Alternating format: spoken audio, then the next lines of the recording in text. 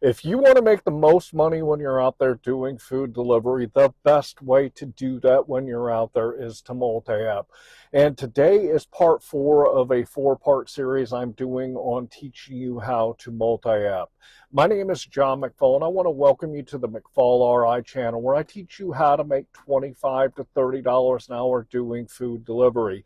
In today's video, I want to talk to you about a few things that you might not think of when you're out there doing food delivery multi-apping that's going to make your life a little bit easier and help you make more money while staying on top of where you need to be with the apps when you're out there. If you get value out of today's video, please like this video and subscribe to my channel. So throughout this series, I've been talking to you about picking up the order at the same restaurants, and I keep saying or restaurants right next to each other. I want to clarify what I mean by right next to each other.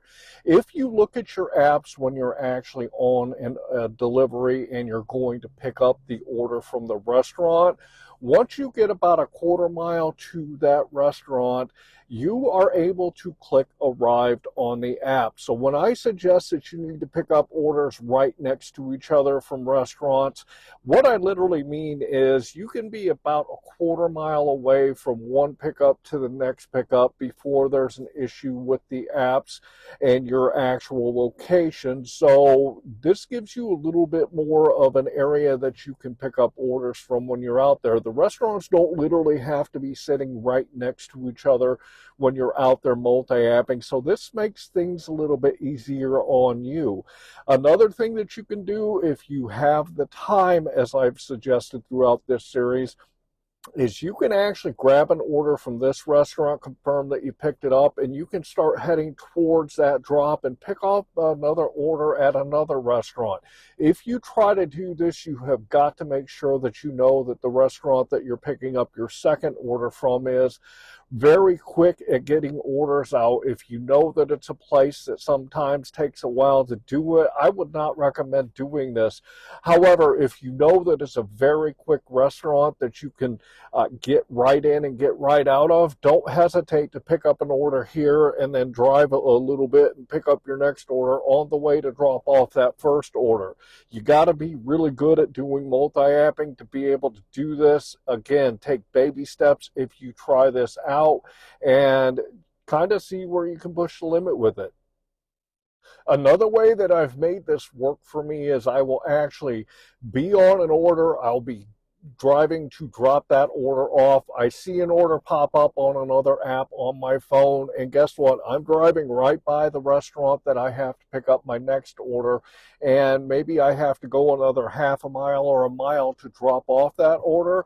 As I am getting into the arrival area, which again is a quarter mile on these platforms, I will literally click arrive as I'm driving to finish and drop off that order, so that the app that I got the second order on will think that I'm actually at that restaurant. So try this out too when you're out there multi-apping. If you have an order and you're taking it to deliver it and you get another order from a restaurant that you're going to drive by, as you're driving by that restaurant, click arrived at the restaurant and the platform thinks that you're there. So you're not going to have to worry about the time at all. You just go finish that order and then you come back to that restaurant and the app thinks that you've been there the whole time.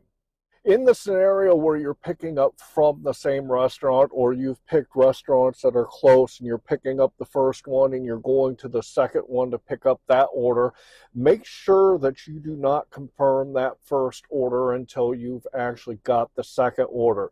And the reason is this, is you can go to that first restaurant, you can go pick up that order and you can hit confirm. Well, guess what? When you go to the second restaurant, what happens if it takes another 5 or 10 minutes for that order to be ready? You are on the clock from the first one, and if you've hit that you've picked it up, that clock is running out and you're going to run out of time. So I always recommend, if you can and if it's possible, make sure you hit confirm on both of the orders at the exact same time after you've picked up both of the orders. The only time you might run into a problem with this is there are some restaurants when you go out there that require that you confirm the order as you are picking it up so they can verify that you've confirmed that you actually got the order. You got to know what restaurants do this when you're out there working. So when you see those orders come across your phone, you know whether or not you can, accept or decline it, or you know whether or not you can accept another order on another app to be able to go pick that up too at the same time. So you've really got to understand the restaurants in your marketplace and how they work, but at all times, try to confirm both of them at the same time. There are times where I've actually accepted a couple orders on a couple of different platforms. I go to the restaurant to pick up the first order, and when I get there, something happens. The restaurant can't get the order done in time, or something else happens to where you're delayed in picking up that first order. If you find after you've accepted 2 orders and you're not able to get on time to pick up that second order, make sure that you give that order back and don't just hold on to the second order and run out your time to where you could run into a contract violation because you're extremely late. If you know that you're running behind on picking up that second order and you're going to be extremely late, give that order back so you don't get a contract violation. So I kind of alluded to this next thing in a couple of the other videos in this series, but when you're out there taking orders, make sure that you pause the other ones if you know that you cannot accept another order. And then what you can do is when you get about 5 minutes out from dropping your final order with whatever you're doing, or you're about a mile away from your final drop, go ahead and turn on the other apps so that you can see what they have to offer you. And if you do this, then that means that you're going to be able to accept orders on another app and be able to keep your car rolling down the road with food in the vehicle so that you can continue making money. Don't drop the order and then turn on the other apps, because this means that you could be wasting time waiting on the next order to come in. The final thing I really want to stress in this video that I haven't talked about yet is it's imperative that you use a hot bag when you are out there multi-apping and you're taking orders on more than one platform at a time. I have about 5 bags in my car all time. I have a really good one from GrubHub, and I have my DoorDash bag, and then I have a couple of pizza bags from DoorDash, and then I have my big bag from GrubHub. If I am multi-apping and taking orders on multiple apps, the last order that I'm dropping off, I always put in my GrubHub bag because that's the best insulated bag. I can zip it completely closed and it'll hold in the heat really well. And then typically I use my DoorDash bag on the other order that I'm picking up because that's the first one that I'm going to be dropping off. But it's really imperative that you use your hot bags when you're out here multi-apping, because one of the biggest complaints from customers when they receive their orders from these platforms is that their food is cold. So make sure that you're always putting that food in a hot bag. So I hope through this series that you learned a lot about multi-apping, because I kind of threw out a lot of information out here to help you get better at doing it.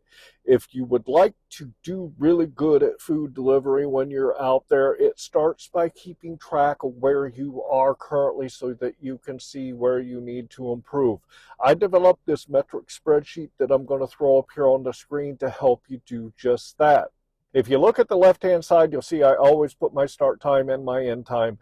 This gives me the total time that I've worked. I also put in the miles. If you head to the right, you'll see for each individual app, I put the dollars that I made, the time that I worked, along with the number of deliveries. Head to the bottom then, and you'll see it calculates out what your average dollar per hour, dollar per mile, and your average per order.